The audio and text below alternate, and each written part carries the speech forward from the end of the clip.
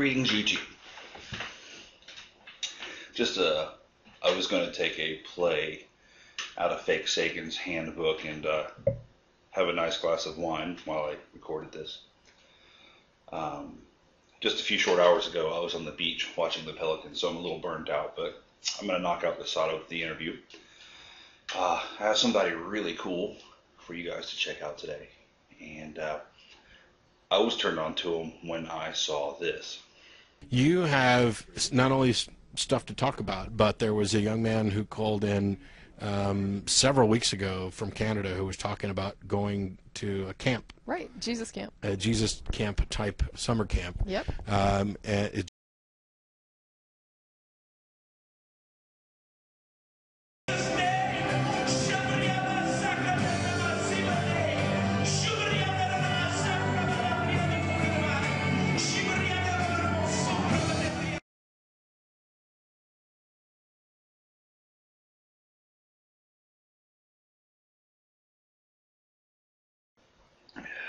He's a Canadian, and he's a really cool cat. I've spoken with him a few times over IM, and he had some really cool things to say and a really unique perspective that I think that you guys will like. He went to Jesus camp and basically decided to film it for all of us to see the craziness that goes on inside that place. Without further ado, I bring you Shwanerd.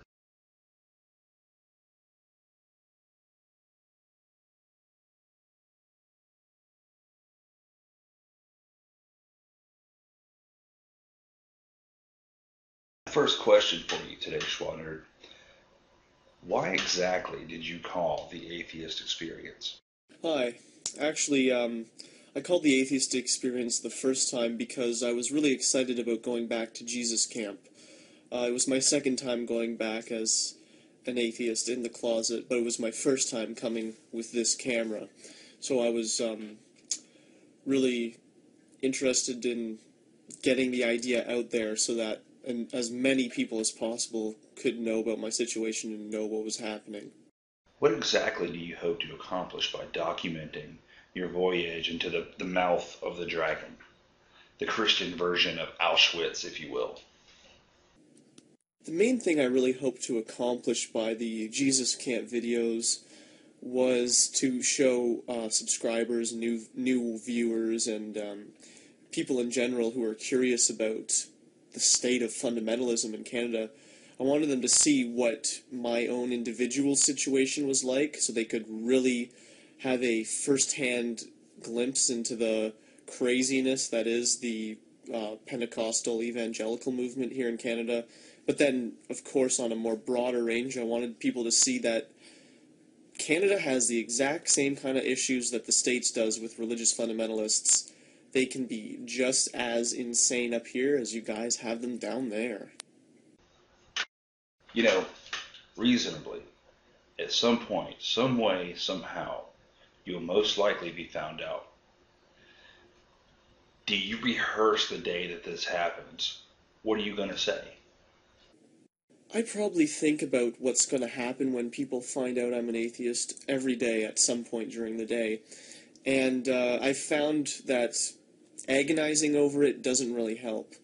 The only thing I really can do is go over different scenarios because honestly, there's no telling about how bad it's actually going to be when certain people find out about my atheism. I don't know how rough it is going to be for them. I don't know how rough it's going to be for me. So it's kind of a moot point to try and figure out what I'm going to say, though when they do bring up arguments that I know they will, I don't think I'm going to have any problem addressing them. I just don't know what direction my family members are going to take once they find out this kind of information. Are you going to camp next year? If so, do you think this is where the final showdown will happen? If everything goes according to plan and I'm still in the closet as an atheist next summer, I probably will be going back to the camp for my final year of the youth camp experience. As a matter of fact, if I have the best case scenario, I may be taking one or even two people with me to the camp. One of my other fellow YouTubers and friends of mine, born in Asphodel Meadow, he expressed interest in coming to the camp with me. I just don't know how well he'd be able to maintain his sanity. I mean, I'm used to the place. I've gone there my whole life, but I think it will be really good to have a multitude of perspectives right there at the camp at the same time, because it was really rough being the only person and being very isolated while I was there. Who knows, there may have been other closet atheists at this camp, but there was no way to reach out and find each other. Do you have fellow non-Christians that know of your plight? I'm very lucky. Most of my friends are atheists or apathetic towards religion, so I don't have to worry about staying in the closet or holding myself back from expressing my views in public when I'm with them. I'm very lucky to have support from people from the YouTube community and these friends alike, so even though it's pretty rough to keep my mouth shut while I'm at home, I do have a lot of outlets for being able to truly be myself and not worrying about the consequences.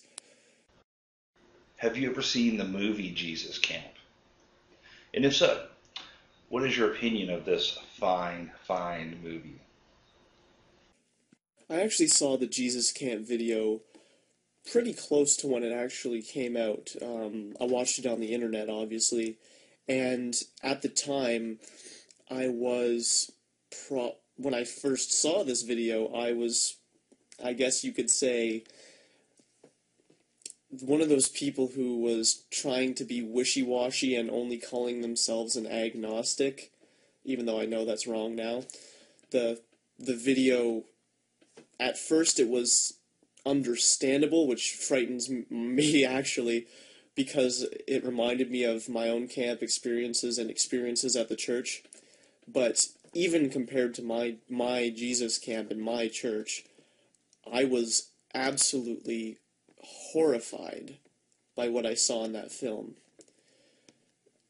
The worst part, of course, being that this was filmed at just one particular place, and this is happening all over the states, well, especially in the southern states, but it is prevalent, and the insanity is not letting up as far as I know.